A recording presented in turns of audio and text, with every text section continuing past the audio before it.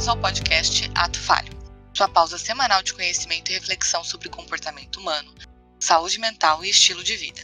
Eu sou a Beatriz Monteiro. Eu sou a Ellen Corrêa. Eu sou a Gisele Oliveira. E para saber mais e se manter em dia com as novidades do programa, é só seguir o @podcast Ato Falho nas redes sociais.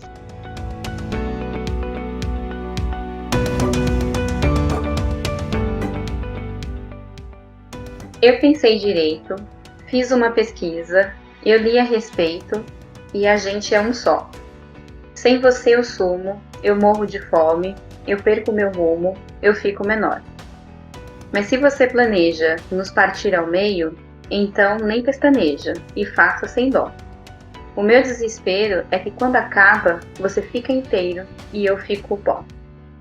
A letra da Clarissa Falcão nos apresenta a faceta mais dependente do amor, quando derramamos nossa vida, entregamos tudo o que temos e somos nas mãos de outra pessoa, nos anulando como ser único e atribuímos todo o sentido de nossa vida naquela relação. Nenhum ser humano é uma ilha. Somos seres gregários que constroem relações amorosas e afetivas. Ao longo da vida, vamos tecendo nossas redes de relacionamento que compartilhamos nossas alegrias, que nos sustentam e nos apoiam nos momentos difíceis. Em alguma medida, todo o amor tem algum nível de dependência. Mas qual o limite de amar sem depender?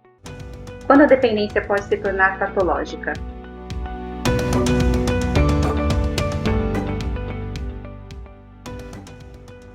Na semana passada, no episódio sobre ciúmes, a Bia já trouxe um pouco, né, a questão da mãe do bebê e o quanto o ser humano ele é dependente, né? Se você larga um nenenzinho sem cuidados, a gente vai morrer, né? Então a gente realmente tem uma relação muito forte, principalmente com a figura materna, né? Então o ser humano ele é naturalmente gregário. Eu acho que quando a gente fala de precisar, a gente está falando de não existir ou de não sobreviver sem a presença do outro, né? E aí, de um ponto de vista antropológico, quando a gente fala da história da espécie humana na face da Terra, a gente entende que a evolução da espécie só foi possível a partir da formação de comunidades, né? Inicialmente comunidades nômades, depois mais fixas, mas foi a partir do grupo de seres humanos que podiam dividir tarefas, que podiam compartilhar, que mais seres humanos sobreviviam, né? Pensando no início da raça humana na Terra. Além disso, quando a gente pensa na história do ser humano, quando a gente pensa no indivíduo, a gente também tem o fato de que o bebê humano, ele é um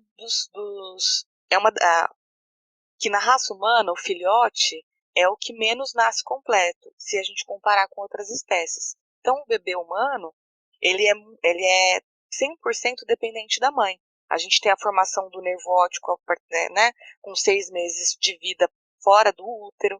Isso significa que o bebê só vai passar a enxergar de fato a partir de 6 meses. A gente tem a incapacidade de locomoção, de mobilidade, que é diferente em outras espécies, né? Então, o potro do cavalo, ele já consegue se movimentar, ele já consegue correr nas primeiras horas, assim como outras espécies. E o bebê humano não. O bebê humano recém-nascido, deixado no relento, não sobrevive, né? E aí, a gente tem geneticamente programado a ideia de que a existência de um outro vai garantir a nossa sobrevivência. E isso é verdadeiro durante um período da nossa vida, esse período inicial. O que eu entendo é que ao longo da vida a gente deixa de precisar de um ser humano e a gente passa a precisar da comunidade, que são coisas diferentes, né?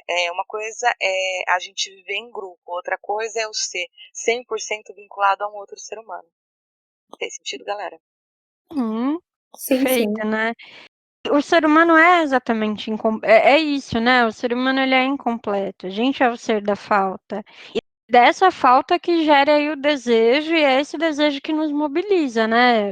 É esse desejo que faz com que a gente se mova também. Sim, mas, por exemplo, é importante conseguir ver o que é uma necessidade também sadia, né, no sentido de que eu preciso disso, nessa completude, ou eu me anulo completamente para ter isso de uma outra pessoa, né? Aí, Gi, é isso que seria uma dependência afetiva? É aí que entra a dependência emocional? Por Qual a exemplo, diferença, né? É sinônimo? Dependência afetiva, dependência emocional? sim, sim.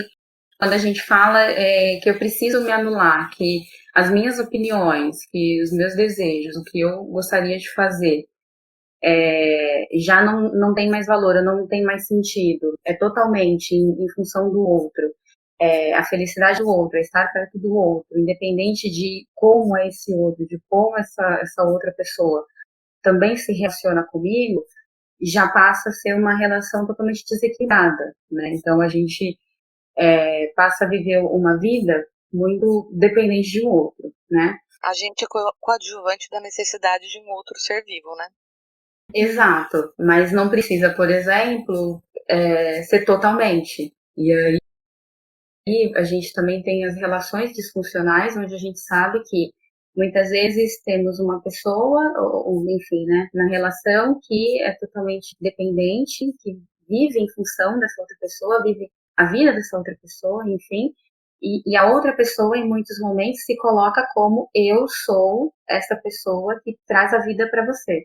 Ou seja, eu sou esse autossuficiente, né? E sou eu também Hum, que me coloco o tempo todo para que você também seja dependente de mim, né? Que é a codependência que hum. a gente fala. Então, sempre Alguém que a que gente cria fala uma, alguém que cria uma dívida a partir de uma relação afetuosa, é isso? isso, exato. E aí Então, você assim, eu te vive dou afeto, então você me deve. Você me deve ações, você me deve afeto, você me deve satisfações, você me deve o poder de escolher. Aí a dependência, né? É curioso que ela vem até como uma dependência. A gente fala dependência de drogas mesmo. Né? Esse caráter vira uma questão quase como uma droga, efetivamente, né? O sujeito ele fica quase como um escravo daquela relação, de aquilo uma que ele coisa se coloca. externa, né? Exato, né? Como se ele precisasse daquilo o tempo todo, ele não conseguisse se sentir pronto em aquela pessoa. E aí vem esse sentimento de servidão quase para o outro, de passividade mesmo frente àquilo, como se a pessoa não tivesse mais controle sobre si, né? E quisesse realmente, colocasse toda a vida dela, depositasse toda a felicidade dela sobre o outro, né? Quase um roubo aí da subjetividade da pessoa, né? Uhum, exato. E, inclusive, quando a sua primeira questão, né, você colocou como precisa, eu acho que é justamente isso. Eu acho que é o tom que a gente usa do eu preciso disso, né? Porque pode ser isso ou pode ser uma pessoa, né? Mas eu preciso disso, eu preciso de algo, essa intensidade tão grande, né? Essa necessidade tão grande que extrapola até o meu Uhum. próprio ser, a gente já está falando de uma coisa que está fora do padrão normal. A gente já está falando de Uhum. algo que não faz mais tanto sentido numa vida saudável.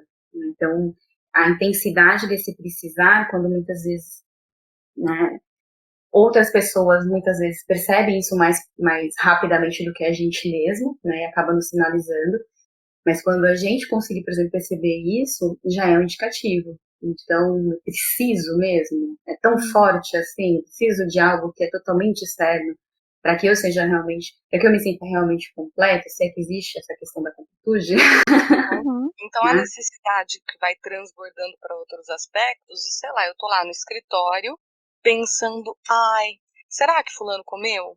Ai, será que Beltrano é isso? Ai, e aí eu fico 100% do meu tempo direcionando minha energia, minha preocupação, pensando nas necessidades daquela pessoa. Faz muito sentido, porque assim, e para completar, faz muito sentido, porque quando se tem esse tipo de pensamento, automaticamente, qual é o resultado, né? Eu preciso pensar sobre isso. Então vem essa intensidade, porque se eu não pensar sobre isso, o outro não vai sobreviver, não vai viver sem mim. Olha Uhum. como a gente se coloca nessas relações, né? Então isso é muito importante, a gente se observar e observar nas relações com os outros também. E se o outro não sobreviver sem mim, eu também não sobrevivo sem o outro, né? Eu também perco. Eu preciso Relações de de codependência. exato, eu preciso que o outro sobreviva, nem que seja para que eu sobreviva, né? Para me servir. Então eu preciso manter esse outro sempre atendido, porque aí esse outro continua ali presente para mim. O dependente também cria dívidas para aquele indivíduo de quem ele depende.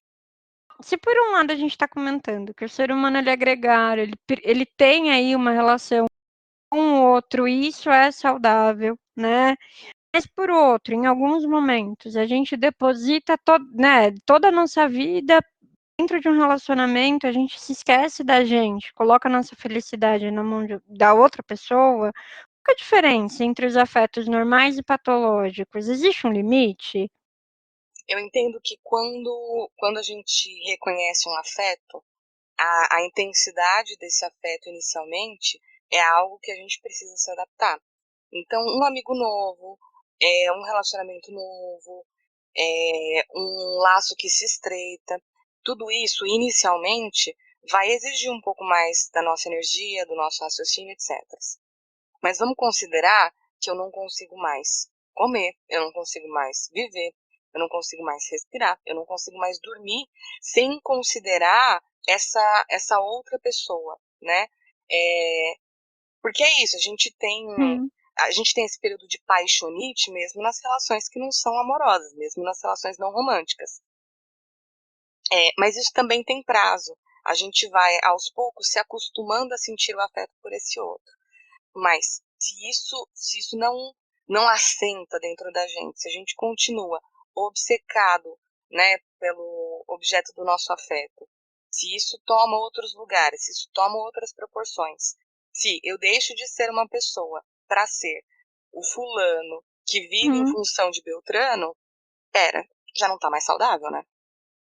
Uma coisa que a gente chama é afeto, é amor, né? Num relacionamento, é o querer bem do outro. Carinho.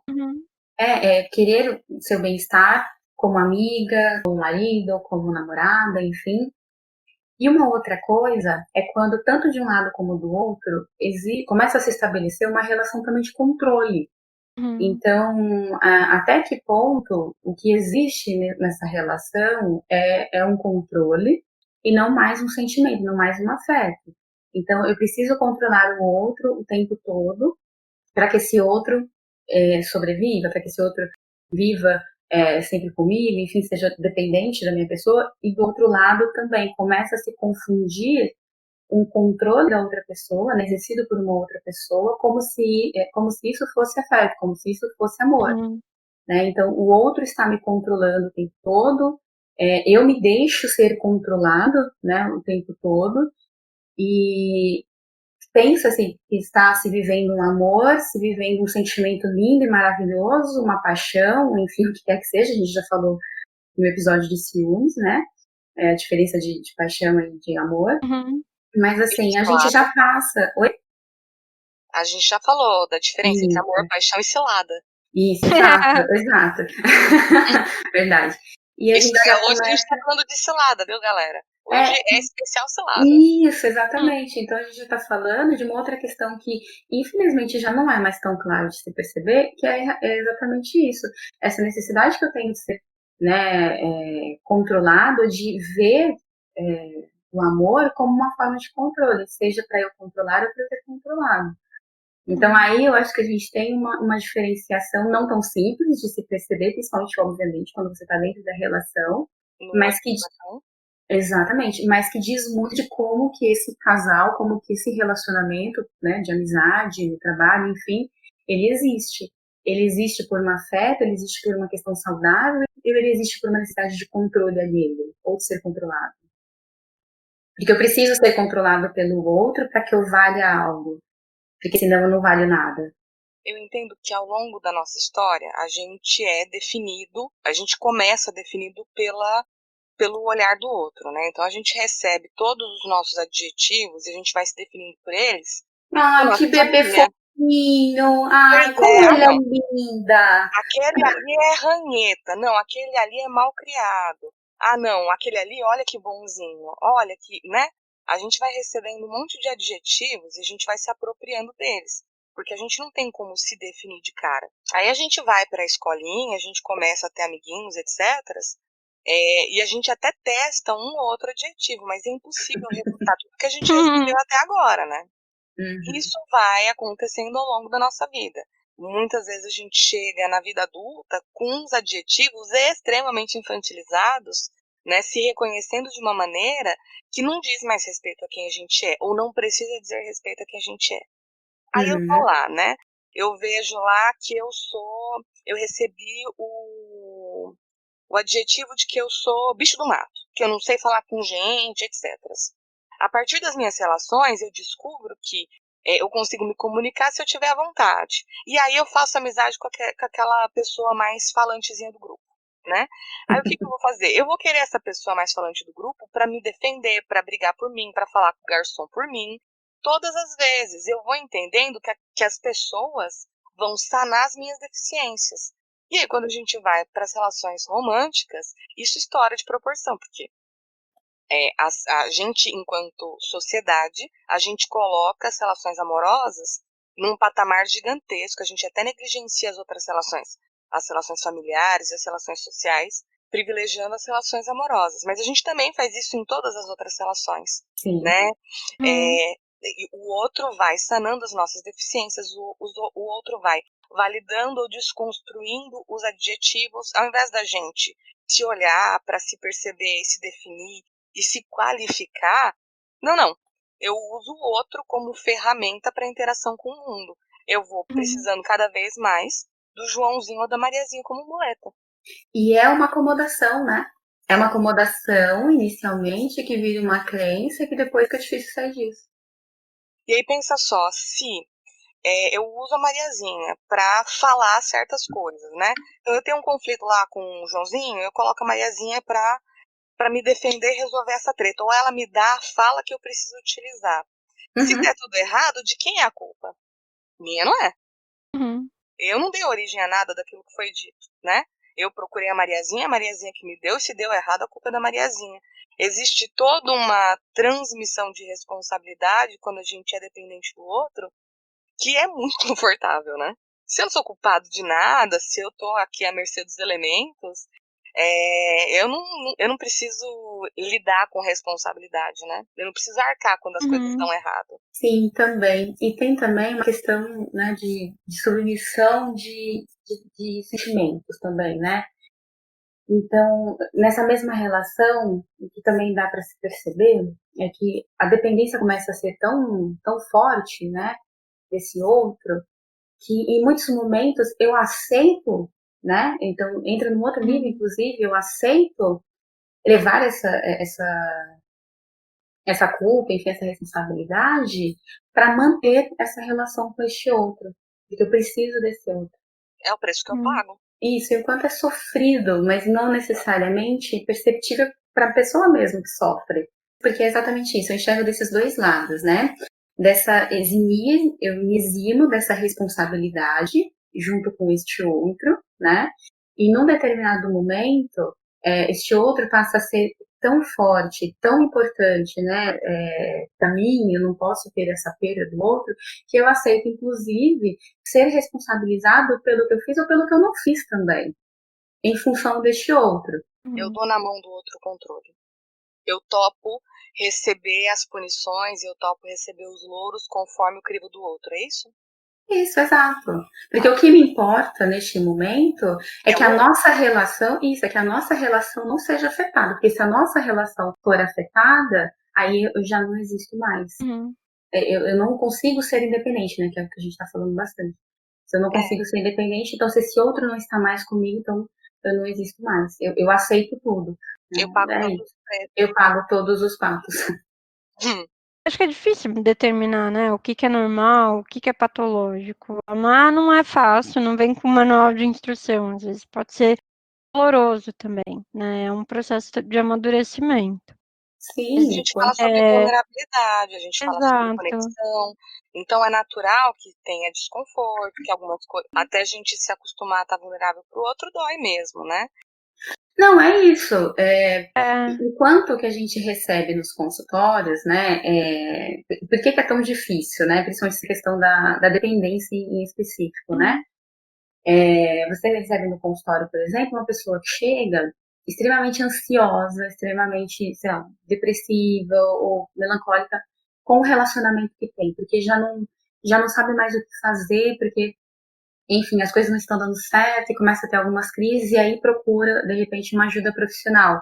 E quando você, de repente, começa a esmiuçar, né, aquele macro, aquela situação de ansiedade, que a princípio foi colocado como, sei lá, um problema no trabalho, um problema no relacionamento, você vai perceber é a forma como essa pessoa uhum, está se relacionando com o outro, como ela está se colocando nessa relação. Como ela se percebe nessa relação, é que na realidade está gerando todos esses sintomas. Então, uhum, isso é extremamente uma evidência do quanto realmente é difícil. A gente acaba procurando ajuda profissional justamente por conta de outros sintomas.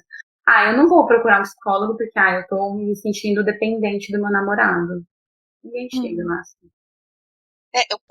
Quando eu vejo em outras relações, em geral vem num formato assim. Ah, como eu não sei, ou como eu não sou capaz de tal coisa, eu conto com fulano.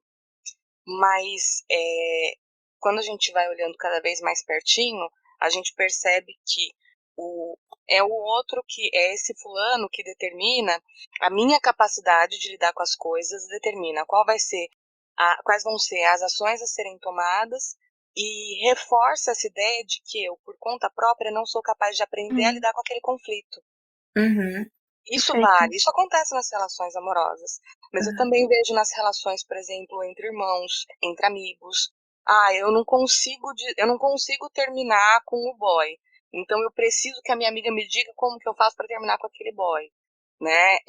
Mas espera, eu não me exponho, eu não tento. E é claro que terminar com as pessoas é um evento isolado, mas por exemplo, há alguns casos, alguns relatos que eu recebo são de pessoas que todos os dias ligam para uma outra pessoa para saber como interagir com o próprio chefe. Poxa, cara, você tá há 3 anos na empresa, se você ainda não aprendeu a responder pro teu chefe, tem algum negocinho errado, não? Uhum. Acho que, Sim. de modo geral, né, a dependência afetiva, ela vai passar essa necessidade muito grande de aprovação do outro, né? Então, o tempo todo ter que ter essa aprovação de alguém. Ansiedade também, né? Quando a pessoa ela vai se vê numa situação que ela tá sozinha, mas ela não vai conseguir fazer isso. Esse sentimento de incapacidade, de não ser capaz, enfim. Eu conheço um Eu não sou casal, capaz de enfim, ser só, né? exato. Além disso, a pessoa ela sempre põe alguma muleta, né? Você vai conversar com ela, nossa, mas por que você ainda tá com essa pessoa? Enfim, é uma relação totalmente disfuncional. E ela sempre tem alguma atribuição. Ah, tô esperando mudar de emprego. Aí muda de emprego, tem alguma coisa. E sempre vai fazendo aquela relação perpetuar, sendo que é totalmente. Não é saudável, Os né? É uma requisitos, relação. né? Eu vou colocando os requisitos mais para frente, cada vez mais para frente. Mas no final do dia é uma incapacidade. Ela não é capaz de viver sozinha, né? Ela atribui a vida dela, atribui todo o significado dela na mão de outra pessoa. E uma angústia absurda de separação, né? Já aconteceu algumas situações de convidá-la para viajar e a pessoa não podia ir, ela não vai. Nesse nível, assim, de dependência, de recusar algumas situações, enfim, não, tinha a angústia da separação, de De eu fato, sem o outro né? não sou suficiente para existir, né? Exatamente.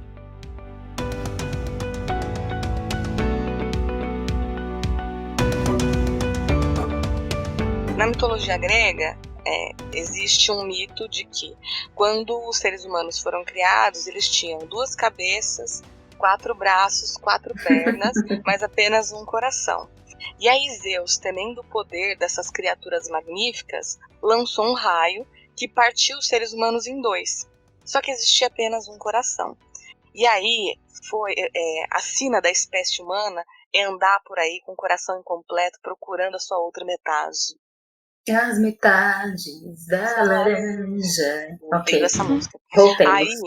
Aí é, existe fortemente socialmente, né, uma ideia de que as nossas relações vão nos completar. As pessoas, elas saem por aí buscando as almas gêmeas, né? E enquanto eu não encontro a minha alma gêmea romântica, eu vou me utilizando das minhas relações sociais para completar, né? Para ir tampando esse buraco que Zeus tirou de mim, né? A completude. E aí as pessoas, elas não se enxergam como inteiras, né? Porque não existe um olhar para si. Se eu estou permanentemente procurando o meu outro lado por aí, a minha outra metade, eu não estou parando para olhar para mim para ver se eu preciso mesmo de uma outra metade, né? O quanto você já comentou, mas eu acho que o quanto a gente tem esse amor ideal, né? O quanto essa questão do amor romântico, enquanto a gente não tiver o amor romântico, a gente não vai ser plenamente feliz, né? Sim. E aí o outro vira uma, deixa de ser uma pessoa e vira o salvador, vira o redentor dos meus pecados, deixa de ser um ser humano, né? Eu não consigo nem me conectar com o outro de fato, porque eu fico tentando consertar outra pessoa, ou eu fico tentando encaixar outra pessoa no molde do meu relacionamento ideal, porque para me completar tem que ter esses requisitos. Mas eu gosto do fulano, então eu vou tentar encaixar o fulano no formatinho aqui da minha alma gêmea. Eu não estou preocupada com quem é o fulano de fato, né? Eu vou ficar tentando encaixar ele nesse formato do que eu sinto de ausência em mim. E a função das pessoas não é sanar as nossas debilidades. A função das pessoas não é sanar as nossas inseguranças, não é consertar nem completar a gente. Ninguém tá quebrado, ninguém é pela metade, né? A gente não precisa de ninguém que conserte a gente. E a gente não tem o direito de exigir consertar o outro. Porque o outro também não tá quebrado, o outro também não é insuficiente, o outro também não é metade. A gente precisa aprender a olhar para si e para o outro pelo que a gente é e pelo que o outro é, e não pelo que a gente acha que deveria ser. Porque senão a gente passa para relações de controle, né? E aí, de novo, cilada, né, gente? Cilada, corre, foge. Exatamente. Tanto que a gente tem aí, por exemplo, as distorções cognitivas mais comuns dentro desse relacionamento, que é justamente isso. A gente começa a catastrofizar o tempo todo, né? A perda dessa relação, o viver sem essa outra pessoa. Então, eu não vivo sozinho não é uma possibilidade de existência, não consigo viver sem o outro, porque, enfim, a vida não existe, né? Então, começa a ter esse pensamento o tempo todo catastrófico sobre um futuro, o tempo todo pautado nessa relação com o outro. Além também do pensamento dicotômico, no sentido de ou eu estou com essa pessoa ou eu estou sem ela. Se eu estou com essa pessoa, eu estou feliz. Se eu estou sem ela, então a vida não serve para mim. Só existe esses dois lados, né? Ou eu tenho isso que eu quero e tá tudo ótimo, ou se eu não tiver isso, então nada mais me serve. E aí a gente tem aquele monte de relação que segue com o lema de antes mal acompanhada do que só, né? É melhor estar sozinho, né? Não, pelo contrário. As pessoas, elas vão estabelecendo as relações pensando, eu prefiro comer o pão que o diabo amassou nessa relação aqui do que ser uma pessoa sozinha. Como assim? De ser incompleto, de ser metade, de ser... Não, antes mal acompanhado do que só. Não é o lema de muita relação, gente? É triste, mas é a realidade. Triste, porém verdade. Mas é só nas Exato. relações amorosas que esse fenômeno acontece? Esse fenômeno de dependência afetiva também pode acontecer em outras relações? Eu não vou dar isso como terapia de grupo, porque eu não assisti. Eu conheço a história original, né? É uma história recente, eu não lembro se... É dos anos 10, né? De 2010 para cá. A história de uma mãe que ela tinha síndrome de Munchausen por procuração, que é um quadro clínico super específico em que você cria uma doença no outro, né? Então, ela criou a filha dela raspando a cabeça da menina e dizendo para todo mundo que a menina tinha câncer. E ela dizia isso para a menina também. Ela, inclusive, injetava medicação na menina para a menina ter mal-estar físico. E isso foi acontecendo e a menina até dava umas questionadas do tipo, mas mãe, você não falou que eu nasci em 93? Não, você nasceu em 95. Né, esse tipo de momento. Até que a menina começou a acessar a internet, encontrou um namorado e juntos eles mataram a mãe dela. Que coisa, não? Simples assim, não é mesmo? E não É é, simples e assim, não, não é e mesmo? não é spoiler, porque essa é uma história real, Hum, aconteceu, é só procurar as notícias. É Gypsy Rose o nome da menina. E aí, essa mãe controladora, né? Então existia uma sensação de que estava no controle, etc. Mas ela precisava que a filha dela fosse dependente para que ela se sentisse com valor.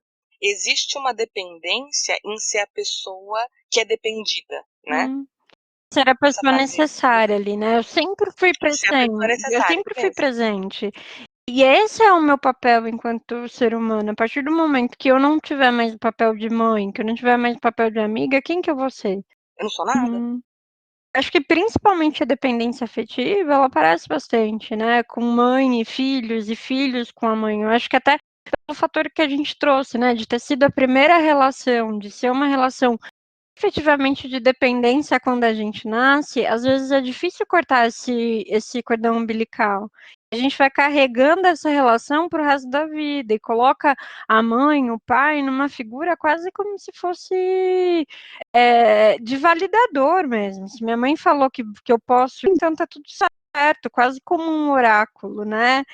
Adoro figura materna como oráculos, Aí o que é a mais pura a verdade. gente deixa de considerar o que é apoio de fato como se aquilo fosse essencial, né? Então a gente poderia utilizar aquilo como opinião, como cuidado, etc., e vira lei. Quase uma profecia autorrealizadora. Se minha mãe falou, tá falado. Minha mãe falou para eu levar um casaco, eu não levei, tá aqui, eu mereço ser punido com esse frio. Exato, com essa chuva. Eu estou passando frio porque eu não trouxe o casaco, porque a minha mãe tinha me falado aquilo, então eu Hum, fui E é errada. claro que isso é uma brincadeira super leve, mas a gente vê isso extrapolado nas relações reais, né?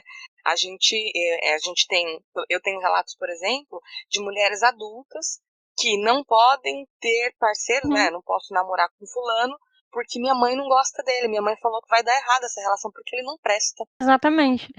Aquela série da Netflix, Nada Ortodoxa, né, tem a mãe, enfim, tem um casal, e aí a mãe desse rapaz, ela exerce exatamente essa figura ainda de ele é totalmente dependente da mãe, tudo que a mãe fala, a noiva dele, né, a esposa dele tem que fazer. Então, às vezes, assim, até entende que a mulher vai replicar ali aquele papel materno, vai ter que fazer exatamente tudo como a mãe faz, para ser correto, né?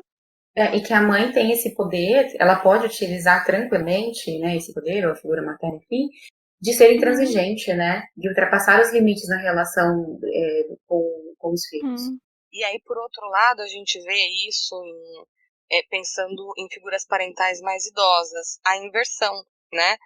O filho ou a filha que determina que acesso esse pai ou essa mãe vão ter a ele, né? Ou aos uhum. netos, etc.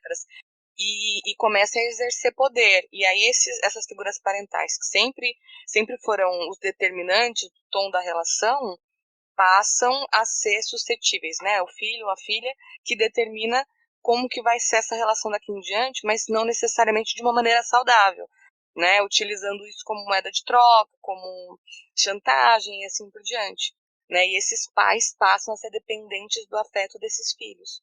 Então, deixo de viver a minha vida esperando permanentemente na janela os meus filhos e os meus netos chegarem.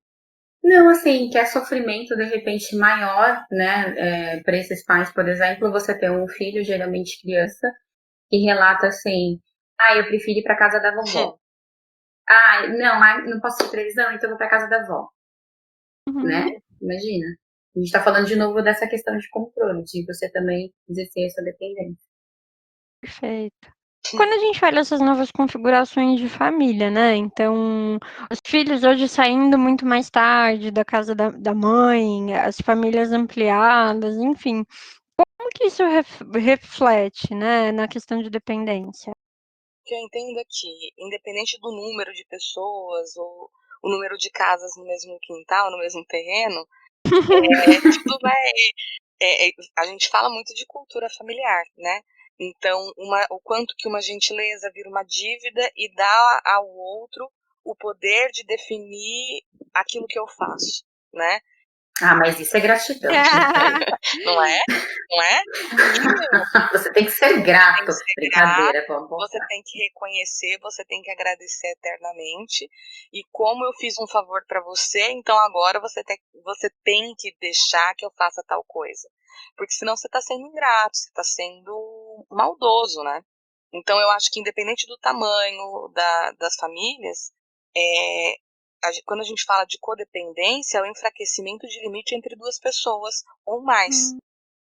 Quando a gente fala de dependências afetivas, é isso, né? Eu deixo o outro me invadir ou eu invado o outro. Isso também acontece em família, especialmente em família em que existem regras, regras tácitas pré-existentes, né? Muito antes de eu nascer, essa família já tinha uma cultura. Eu só participo dela. Agora, em que tom, se eu quero ser suscetível a ela, se eu quero, né? Eu não tenho poder para mudar, para revolucionar minha família. Eu só tenho poder sobre o meu próprio comportamento e a forma como eu tento estabelecer limites, né? Uhum. E é tão mais prático ficar na casa dos pais, por exemplo, né? É verdade, Gi.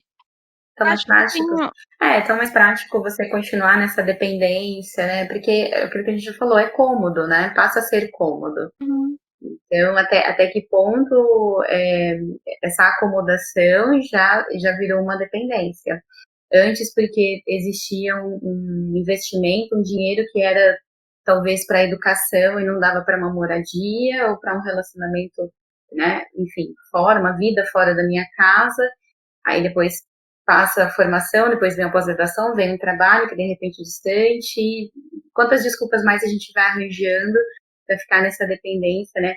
Familiar, residencial, como a Beatriz também já comentou, né? Até aí nesse sentido também a gente entra numa questão também social, né? Quanto às desigualdades também cada vez maior, né? E essa necessidade social e financeira a qual a gente acaba, né, tendo, né, ficar submetido, acaba fortalecendo ainda mais essas relações de dependência e codependência intrafamiliar, né? Então, já não é mais filho, pai, mãe, já é o neto, o sogro, já é o cunhado que está ali, o outro cunhado do cunhado, enfim, quantas famílias muitas vezes a gente vê morando no mesmo terreno, né? E as relações de dependência que existem ali. É que quando eu penso em dependência, aí eu não estou pensando só, eu não tô pensando só no garoto de classe média alto, né? O puro creme do privilégio, né? Uhum.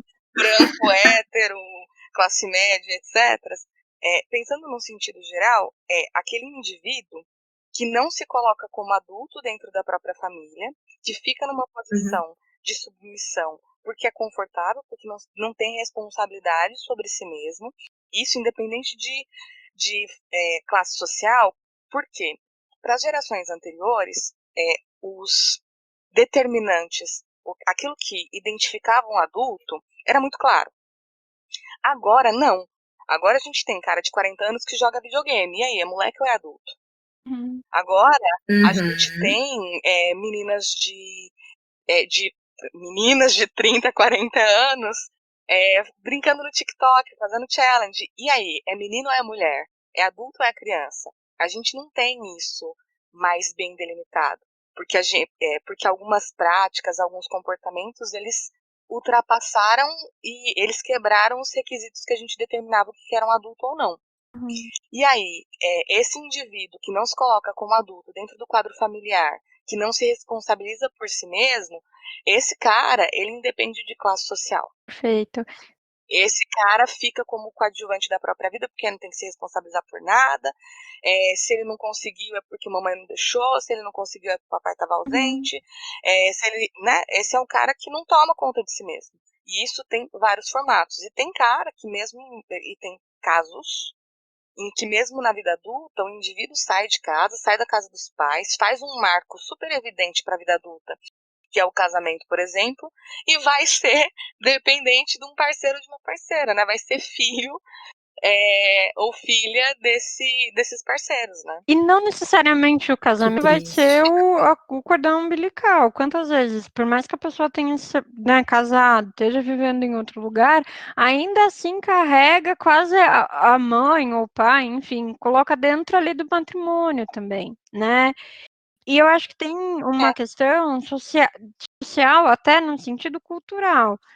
Acho que o brasileiro, o latino de modo geral, né, tem essa questão de filiação muito grande, da família tá sempre ali, de toda hora junto, e ter essa questão de olhar muito agora. Quando a gente olha algumas culturas, por exemplo, a norte-americana, já tem uma cisão mais forte, né? Em determinado momento, a pessoa ela já tem que sair de casa, porque é vergonhoso continuar na casa dos pais, né?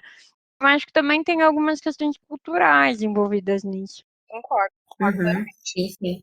O quanto vocês percebem que essa questão que nós temos também da geração atual, que são filhos que se casam, montam suas famílias, enfim, e ocorre a questão da separação. E nessa separação, ao invés desse filho ter lá uma outra residência, um outro espaço para se viver, esse filho acaba retornando para o lar, né? Acaba retornando para a casa dos pais, ou seja, o que é colocado como a geração bumerangue. Eles voltam para a casa dos pais. O que vocês acham disso? Deu ruim, volta para casa. Então, mas o quanto esse deu ruim, volta para casa é saudável, na opinião de vocês? Então, acho relativo. Acho que depois, por exemplo, de um divórcio ou de uma crise financeira, etc., utilizar essa residência parental para se reestabelecer, para se fortalecer, putz, incrível, né? Assim, utilizar isso como uma medida temporária até que a gente esteja fortalecido de novo para seguir em frente. Outra coisa é que isso seja um plano ad eterno. Então, assim, deu ruim, volto para casa da minha mãe até ter um outro relacionamento. Tive esse problema financeiro, eu vou ficar na casa da minha mãe, onde eu não vou ajudar financeiramente, onde eu não vou participar em termos de decisão, e vou ficar aqui. Agora eu volto para o papel de filho, eu volto para o papel de submissão. Perfeito, acho que é o mesmo pensamento do tipo, se não der certo o casamento, separa. Se não der certo, separa. Você já casa com esse tipo de pensamento. E aí eu volto para uma casa onde as pessoas lavam minha roupa. Eu acho importante pontuar uma coisa, assim, não é porque a pessoa tem mais de 30 anos que mora com os pais que automaticamente ela é dependente. Não é porque ela divorciou e voltou a morar com os pais que já é dependente. Não é isso que vai caracterizar a dependência ou não. Pode decidir morar de eterno com os pais de volta. Não é automaticamente isso que está taxado como dependente. É muito mais assim. Quão maduro você é? Sim. Quanto você se responsabiliza pelas consequências das suas ações? Quanto você consegue viver dentro desse espaço, sabendo delimitar o que é o teu espaço e o que é o espaço do outro? Quanto que você consegue se responsabilizar pelas contas, pelos serviços domésticos, e não voltar não voltar ali num papel de filho e que os pais vão prover absolutamente tudo.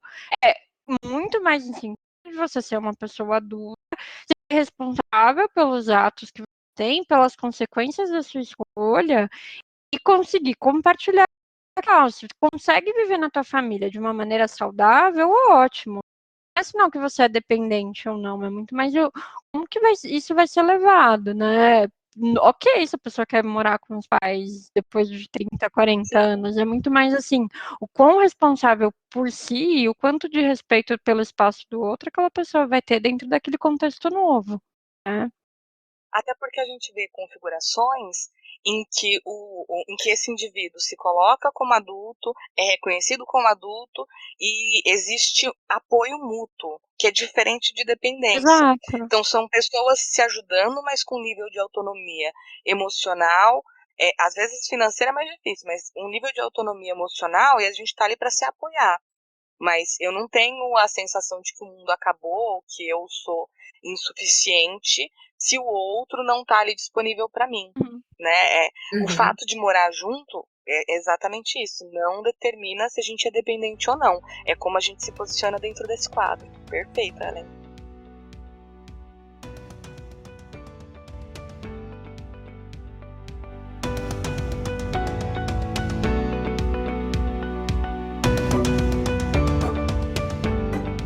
A gente estava comentando dessas questões familiares, quando a dependência emocional está dentro de casa, né? E isso eu acho que traz um questionamento em relação à violência doméstica. Vocês acham que, de alguma maneira, a dependência emocional pode levar a uma violência doméstica? A pessoa que é dependente emocional fica mais vulnerável a sofrer violência doméstica? Eu entendo que como o dependente, né, ele vai se esvaziando de autoestima, de autonomia, ele vai se esvaziando ou sendo esvaziado de.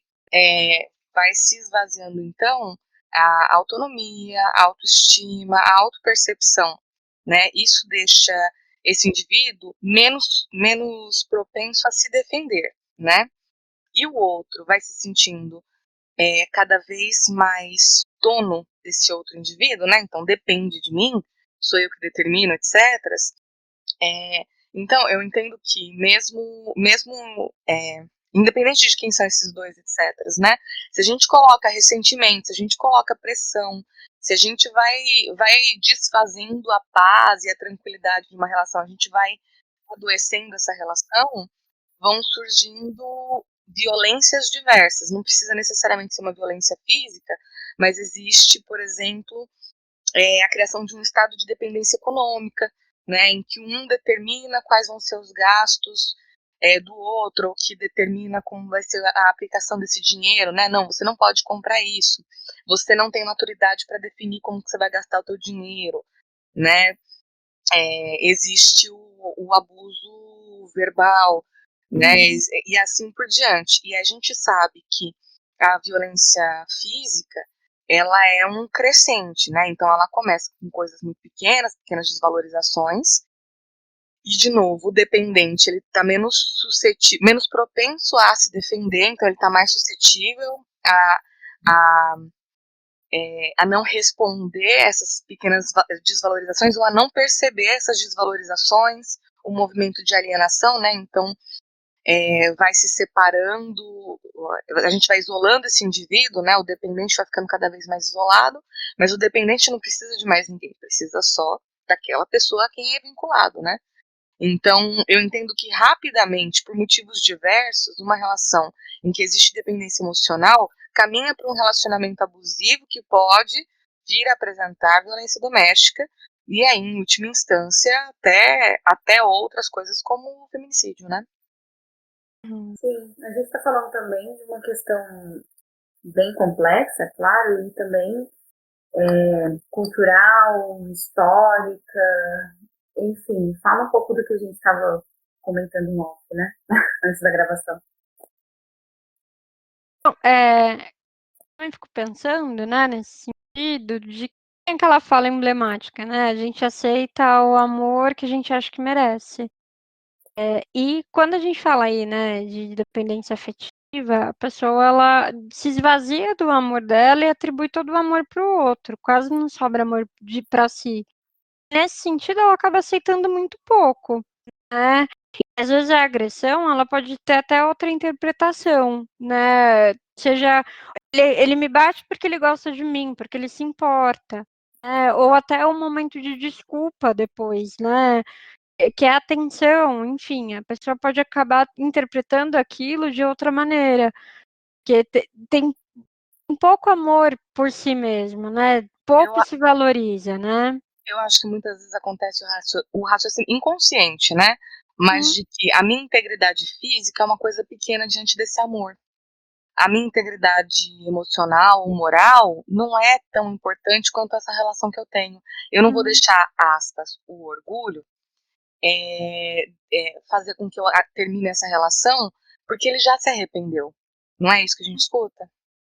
Exato, exato. E aí, E também no sentido de que muitas vezes a pessoa se coloca como aquilo que a gente falou um pouco no início, né? A própria responsável em alguns momentos por aquilo ter acontecido. Então acaba se culpabilizando por uma agressão que a própria pessoa sofreu, né? Eu que provoquei, fui eu que tirei ele do sério, fui eu que causei essa condição, né? Exato. Então o extremo, né, da autoanulação, né, de não aceitação de tudo isso que a gente está conversando agora. É bem esse extremo. O E às extremo vezes da vulnerabilidade. e a Uhum. angústia da separação também, né? No sentido, eu vou tentar me separar, mas aí acho que não vai conseguir viver sem aquela pessoa e acaba voltando, né? Porque não consegue lidar com aquela angústia da separação. A gente às vezes Que é a observa característica do isso. transtorno. Uhum. Exato, né? Às vezes tenta voltar, mas acaba retomando, tenta terminar, tenta romper, mas acaba tornando com o relacionamento, por mais abusivo e tóxico que ele seja, né? Eu, Uhum. eu tô aqui com o Roland Barthes na mão, com fragmentos de um discurso amoroso, e ele tem um trecho, eu não vou ler, né? Eu vou só comentar sobre dependência, em que ele fala assim, que muitas vezes eu assumo a minha dependência porque aquilo, né, a devoção a esse amor é a temática central da minha vida. A minha vida e a minha autoimagem é pautada nas relações amorosas. Então, eu não posso romper com aquilo porque aquilo é o tema da minha vida. Uhum. Sem Uhum. aquelas relações, eu não existo. E acaba negligenciando, né, Bi, todas as outras relações, né? Às vezes Uhum. não consegue dar atenção para os filhos, porque fica tanto naquela relação com o marido, né, que acaba negligenciando como mãe, não consegue performar no trabalho, não consegue estreitar vínculos com amigos, enfim, né? Acaba tendo uma negligência muito grande de si e de qualquer outra relação que possa estabelecer, né? E o contrário também, né? Eu não tenho nenhum outro papel que não seja o papel da mãe. Hum, Eu vivo por essa relação com essa criança, ou eu vivo com essa relação, eu vivo a partir dessa relação que eu tenho com a minha mãe, e assim por uhum, diante, né? De não consigo ser companheiro romântico, porque eu já estou excessivamente vinculado em outra relação. perfeito. Quando a gente lança um olhar para as organizações, existe algum tipo de dependência? Existe no sentido de que, quando a gente fala também de dependência, a gente fala bastante de insegurança, né? Então, a pessoa, ela, no universo organizacional, pode aparecer mascarada aí por uma questão assim, de insegurança.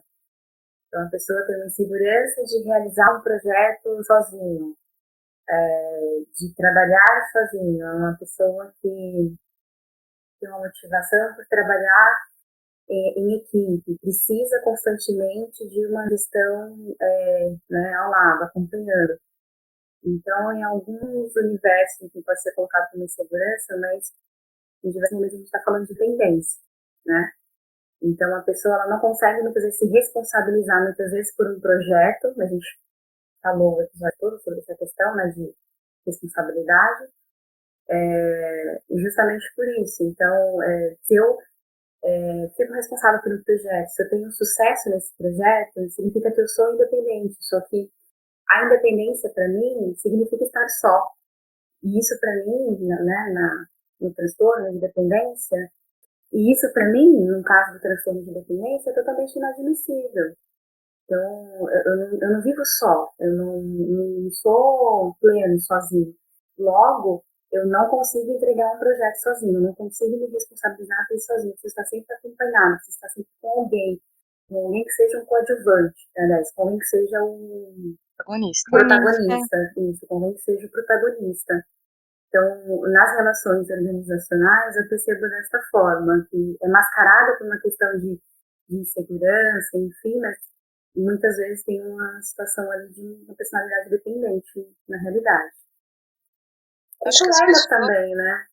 Então, eu também acho que as pessoas elas são dependentes emocionalmente do trabalho em si ou da organização em si, né? Uhum, Não são só as relações interpessoais, mas um afeto, uma dependência daquela instituição ou do Uhum. trabalho. Então, não consegue se desvincular, pensa muito, sente muito, é definido por, né? Tem muito workaholic, na verdade, coloca no lugar no plano afetivo a relação com o trabalho de uma maneira disfuncional, né? Um exemplo sim, disso é quando a pessoa vai aposentar, né? Às E vezes adoece. e adoece. sim, Né? exatamente. Pessoas, por exemplo, que não sabem, embora a gente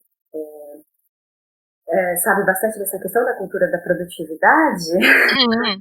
mas assim, para pessoas, né, com essa relação forte da dependência, é difícil você conseguir estabelecer esse limite do horário de trabalho. Então, eu preciso desse projeto para hoje, falta 30 minutos para dar o seu horário de saída e você não vai levar menos do que 2, 3 horas para terminar esse projeto. E o quanto isso, ao longo de muito tempo, passa a ser natural para essa pessoa, ou seja, ela vive nessa relação de dependência com o trabalho, com as relações também de trabalho, bem complicado. E eu tô na minha vida social, eu tô na minha vida familiar e eu tô no trabalho. E eu me vinculo afetivamente mais fortemente com o trabalho do que com as pessoas que estão ao meu redor. Eu não tô aqui pleno, né? Só o meu corpo tá aqui, meu coração e minha cabeça estão lá na firma. Uhum. Sempre no sentido de satisfazer também uma necessidade do outro, uma dificuldade de dizer não, porque quero ser aceito, né? Quero continuar aqui na empresa. Eu não tenho valor enquanto indivíduo solto no mundo, tenho valor enquanto pessoa que ocupa esse lugar dentro dessa instituição, né? Sou incapaz sozinha. Uhum. Essa é a crença Incompleto, básica. incompleto. Às vezes a outra metade da laranja, na verdade, é um CNPJ, né? Sensacional.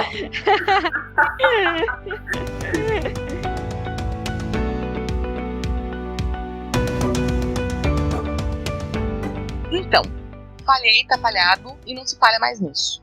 O que a gente faz com tudo isso que a gente comentou até agora? De tudo isso que a gente falou até agora, o que vocês consideram como evidências, enfim, ou de que formas a gente consegue se perceber e entender que é o momento de procurar ajuda? E que tipo de ajuda também? Bom, eu acho que um dos principais pontos é quando a gente começa a perceber que a relação, né, dentro daquele relacionamento, seja com o cônjuge, seja com a mãe, seja com quem for, atrapalhando o nosso estilo de vida, né? Ou E aí vai, definindo, né? ou definindo, e vai entrar muito dentro do que a gente já comentou.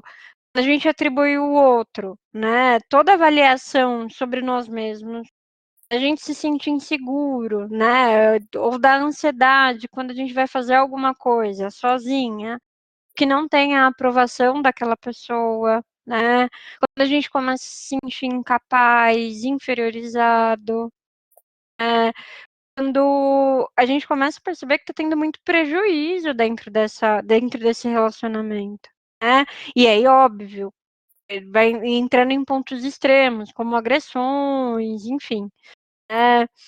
E eu entendo que a melhor maneira de buscar ajuda é através de terapia também, né?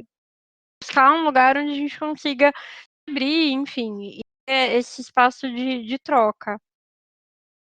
Esqueci de comentar, mas que demora, às vezes a pessoa demora muito a entender que aquilo é realmente que ela precisa de Dependência. ajuda. Que aquilo é dependência, que aquilo constitui dependência, né? Exato, porque eu acho que como a gente tem uma questão de construção de subjetividade mesmo, dessa questão do amor ideal, que o amor tudo suporta, que faz parte a questão do sofrimento, enfim, demora um pouco também para perceber que aquilo não é legal, que aquela relação ela não é saudável, né?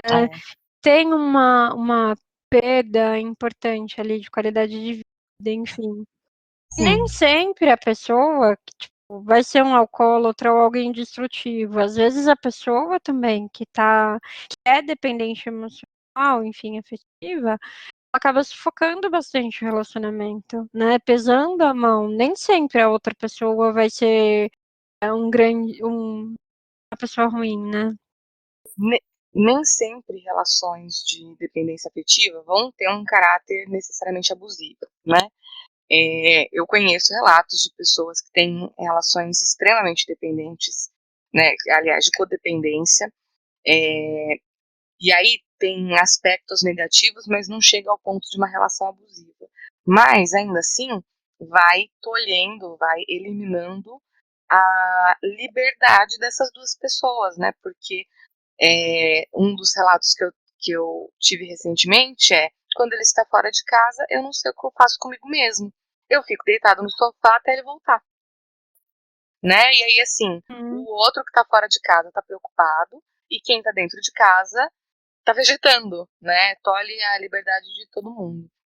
Acho que nesses casos, concordo plenamente com a Ellen, a gente tem um caminho, uma boa estratégia para lidar com o todo é a psicoterapia. Existem outras estratégias para lidar com os sintomas, para lidar com os sentimentos que a gente tem enquanto isso rola, né? A ansiedade, a tristeza, o vazio, etc. Técnicas de relaxamento, é, meditação e etc. Mas para lidar com o todo, para entender como se estabeleceu isso e para onde vamos, o caminho é a psicoterapia, né? Exato. Onde essas técnicas, onde, né, isso que a gente está falando agora faz sentido dentro de um processo de tratamento, né? Porque Sim. muitas vezes, embora eu goste, até utilizo bastante vídeos, enfim, e o nosso próprio, né, trabalho com podcast é um pouco disso, a gente utiliza muito do que a gente tem acesso nas redes sociais, de maneira geral, para ter informações, para nos auxiliar de alguma maneira, mas dependendo do nível de angústia, de sofrimento que estamos vivenciando, isso não é o suficiente, né? Isso é utilizado de forma totalmente aleatória, de forma totalmente superficial.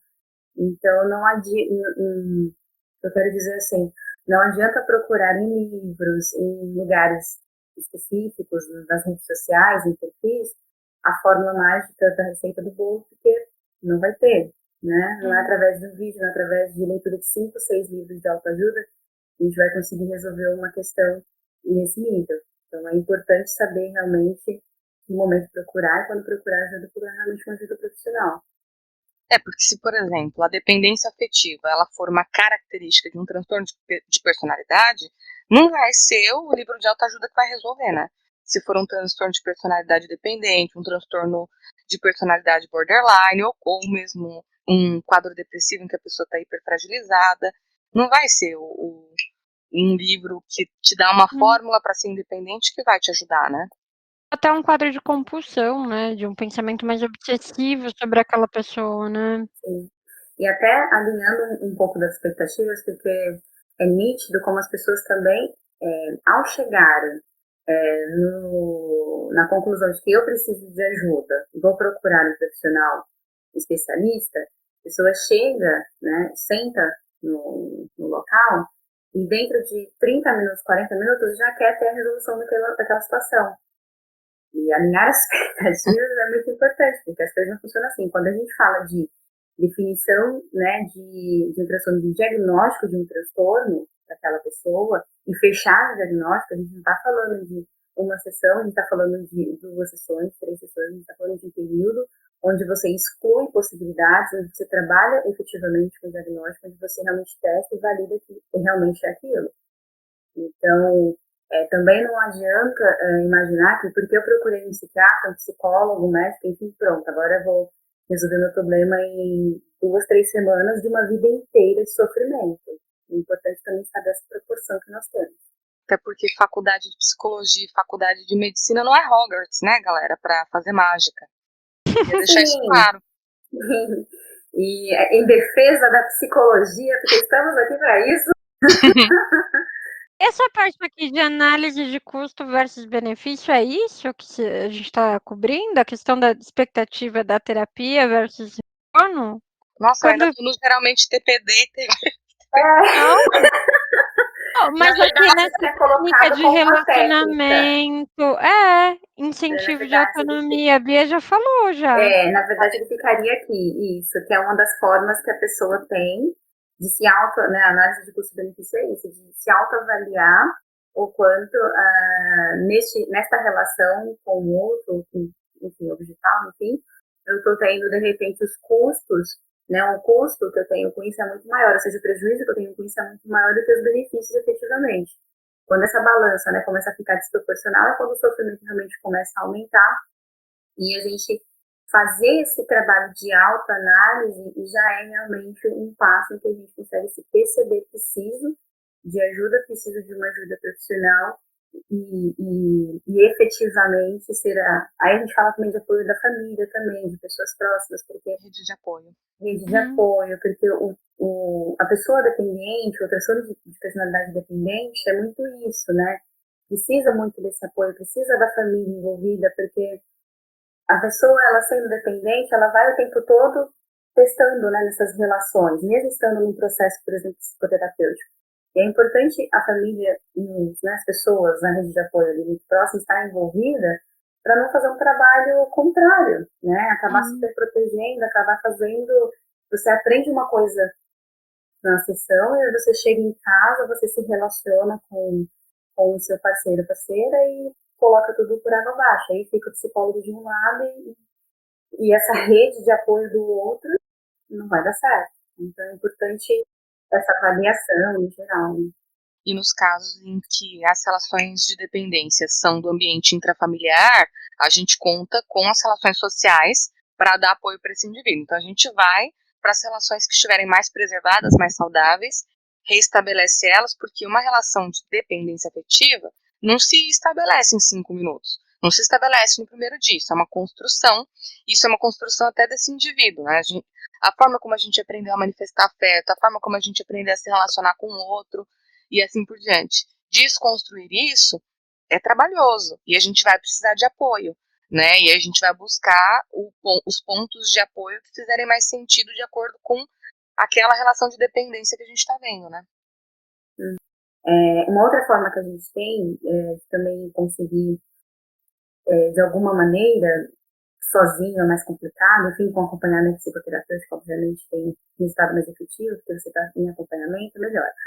Mas é fazer uma hierarquia de decisões a serem tomadas. Então, quando a gente fala de insegurança, de dependência do outro, todo o nosso dia é nessa constante dependência. Né? Então, é importante fazer uma anotação das coisas do que eu consigo fazer sozinho.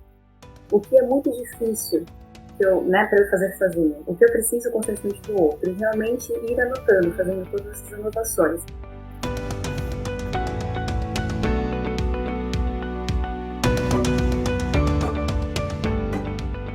Chegou o momento de terapia de grupo, o momento em que a gente compartilha as dicas de séries, de filmes, de livros, do que quer que seja para continuar essa discussão ou para ampliar a reflexão ao longo do programa. E aí, meninas, o que vocês trouxeram para o terapia de grupo dessa semana? Bom, tem um filme brasileiro que eu acho que todo mundo assistiu, que é o Alto da Compadecida. Vários personagens, mas eu gostaria de dar luz pro Eurico e pra Dória, né? O Eurico é o personagem do Diogo Vilela e a Dória da Denise Fraga. É um casal, ele é o padeiro e ela é a esposa dele. Mas é uma relação que ele parece ser bastante dependente dela, né? Porque ela literalmente faz ele de gato e sapato, ela trai, ela humilha ele na frente das pessoas, ela desvaloriza, ele vai aceitando todos aqueles predicados que ela dá para ele e vai indo numa relação bastante delicada, né? Porque ela trai, ele aceita e dá para ver que ele vai se diminuindo. Né? Então, eu acho que é uma comédia engraçado dar luz para isso, mas eu acho que faz sentido para o tema. E ela até dá um monte de afeto e cuidado pro cachorro, não é? E Exato. coisas que ela não dá pro Eurico. E ela destrata ele mesmo, ela faz ele ficar menor. E é curioso que o Eurico, na frente das outras pessoas, tenta dar uma de machão, sabe? Mas todo mundo sabe que não é, enfim.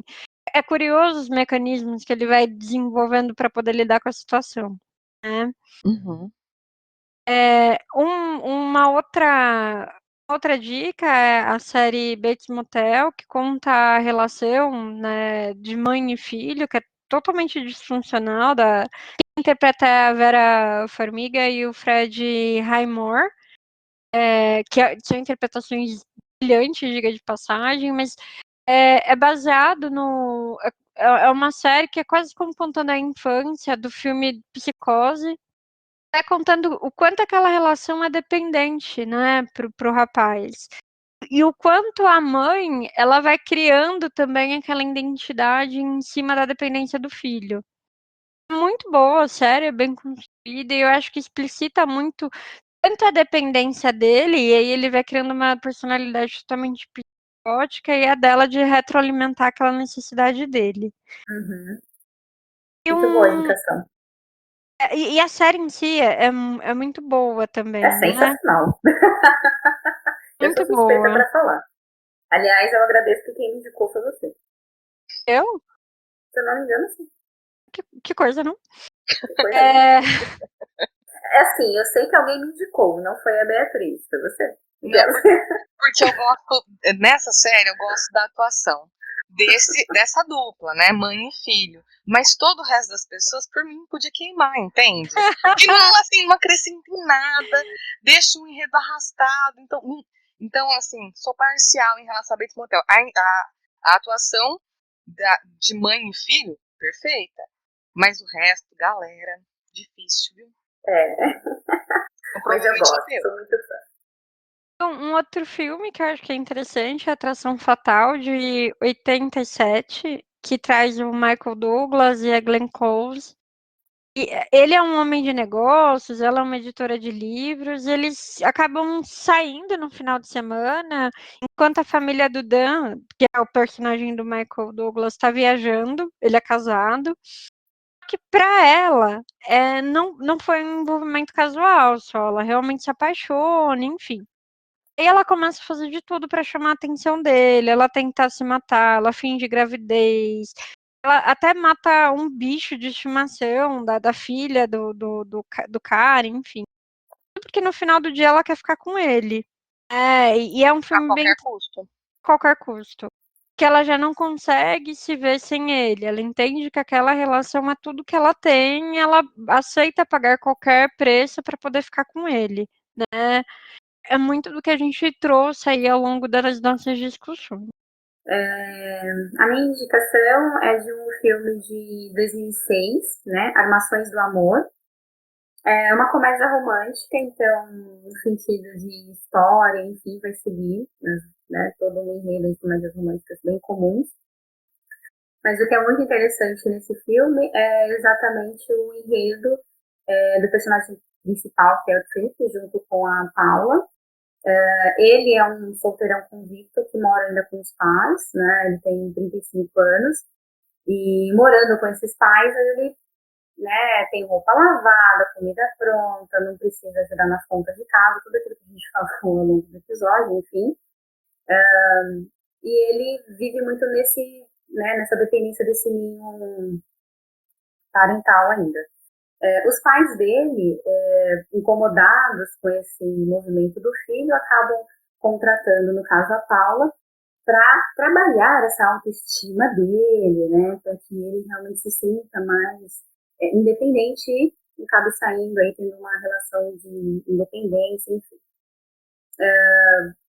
Não vou dar spoilers, acho que de comédia romântica já deve saber o final, mas é muito legal em relação aos diálogos que o Trip tem com os amigos dele, onde ele acaba realmente verbalizando diversos momentos, o quanto isso é bom, o quanto essa acomodação para ele faz total sentido, né?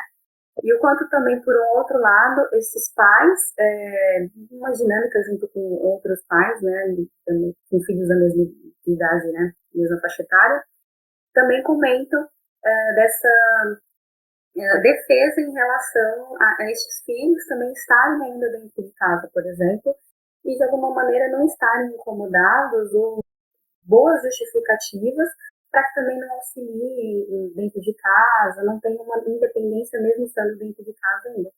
Então, é uma questão da faculdade, é uma questão do curso. Então, assim, alguns diálogos nesse sentido no filme são bem bacanas, bem legais, então eu indico por conta disso.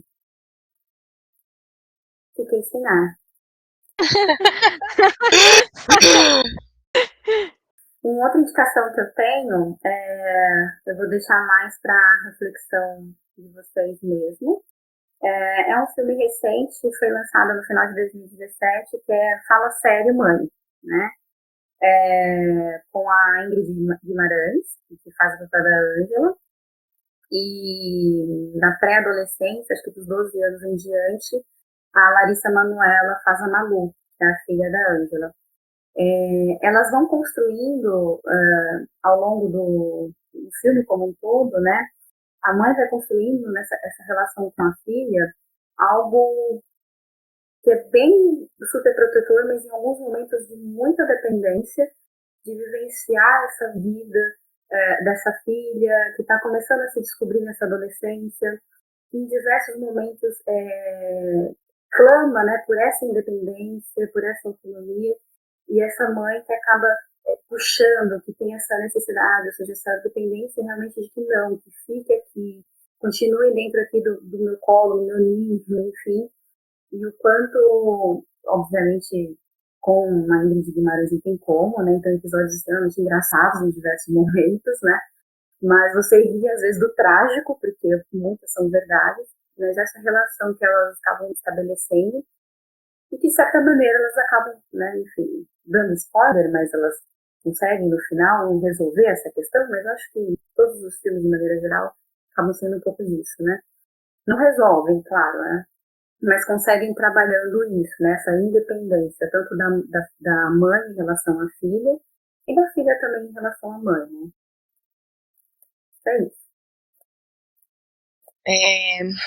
Eu trouxe 2 séries. Uma série eu não sei com que nome ficou em português, mas na hora que eu fui buscar, aparentemente o nome em português ficou Notícias em Grande, né? E aí o nome da série é Great News. Em Great News, a história é a seguinte: a personagem principal é uma produtora de notícias, né? Então, de um jornal, num canal de TV. E ela quer mais espaço e etc, né? Tem toda a questão de manejar a carreira, balancear a carreira, vida afetiva e etc. E aí, de repente, não mais que de repente, a mãe dela, entediadíssima em casa, resolve se candidatar e é contratada como estagiária no canal dela, né? Então, a mãe dela vai para esse ambiente de trabalho dela e começa a atuar de maneira começa a ser bem controlador e começa a querer participar de todas as coisas, etc, né? E aí, até um certo momento, a gente entende que essa mãe é dependente da atenção e do afeto dessa filha. Mas eu escolhi essa série porque tem um determinado momento em que essa filha, ela percebe que ela é dependente da dependência da mãe dela, né? Que ela não sabe quem é ela não sabe identificar quem é ela, ela não sabe como se portar se ela não estiver lidando com o controle dessa mãe. Então, eu gostei desse raciocínio. É uma série super levinha, assim, super bobinha, produzida pela Tina Fey, tá na Netflix. Tem, se eu não me engano, 2 temporadas ou 1 temporada. Tô em dúvida. Mas é uma série, assim, tanto é que os primeiros episódios da série dá vontade de desistir porque é muito bobo. Mas persistam. Obrigada! Eu adoro as indicações de Beatriz, porque ela fala exatamente isso. Olha, assista pelo menos até o 3º ou 4º episódio, porque senão você não vai gostar muito. Adoro a sinceridade. Não, então, os primeiros episódios, eu não sei se é porque nos Estados Unidos funciona assim, você lança um episódio, que é piloto, e pode emplacar ou não, mas depois que tem o piloto, eles fazem 4 ou 6 episódios. E aí isso vai pra TV, e aí o público, a audiência, que determina se essa série vai ter uma temporada inteira ou não. Então, muitas vezes, os primeiros episódios de uma série tem um tom muito diferente do resto, porque a partir das reações do público é que eles determinam o caminho do resto da temporada, entende? Por isso que eu falo, persistam, galera, persistam, não desiste não. Bacana. A outra série, é uma série que já acabou. Great News tem 2 temporadas. A outra dica que eu trago é a série Girls, da HBO. É uma série que já se encerrou. É uma série que fez muito sucesso no momento de estreia. Tem o Adam Driver, que ficou famoso por ser o Kylo Ren de Star Wars, né? Mas antes de tudo isso, ele era o Adam de Girls. E essa é uma série bacana, porque a primeira cena da série é a personagem principal, a Hannah, indo jantar com os pais dela e os pais dela se divorciando dela.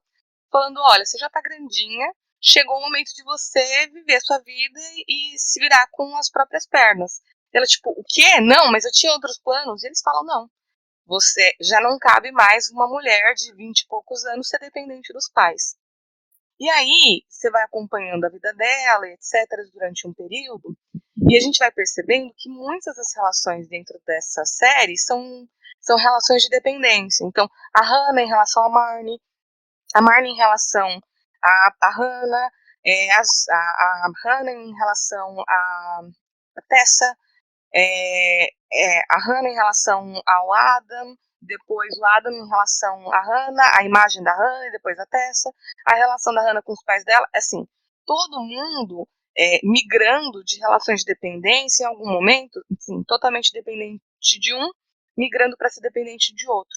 Né? A temática central da série são a vida dessas 4 amigas, que não necessariamente estabelecem relações sadias entre si. Eu não sei se a HBO continua reprisando, etc. A série Girls é uma série séria, né?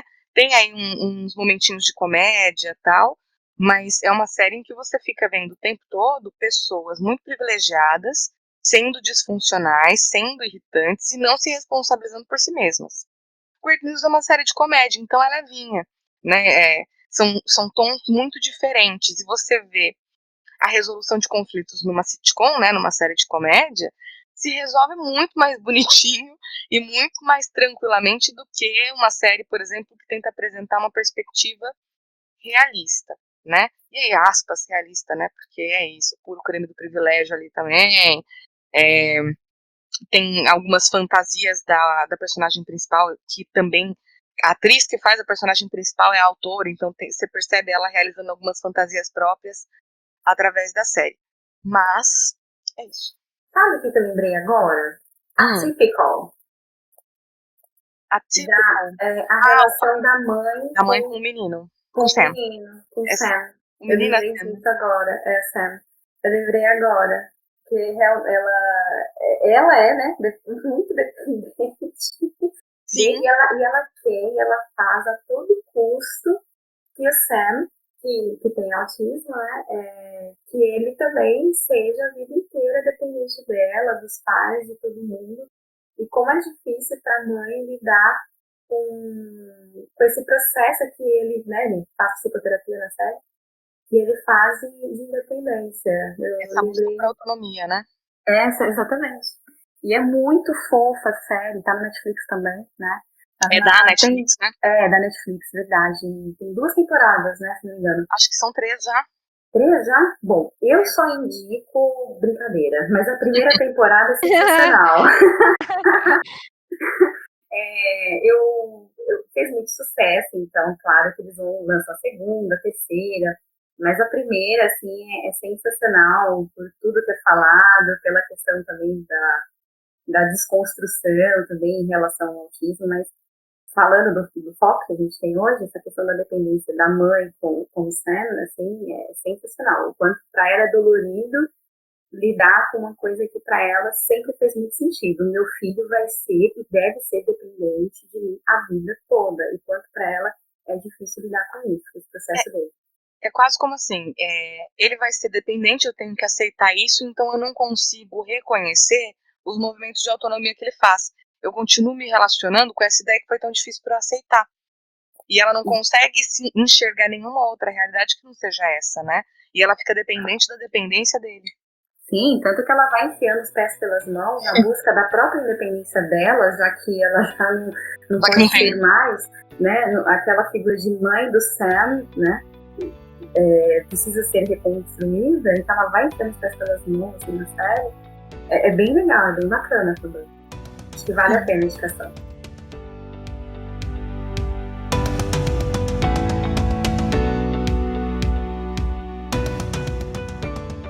Esse foi o podcast Ato Falho. Eu sou a Beatriz Monteiro. Sou a Ellen Corrêa. Eu sou a Gisele Oliveira. E para saber mais sobre nós, o que fazemos e se manter em dia com o programa, é só seguir o @podcast Ato Falho nas redes sociais. Até semana que vem!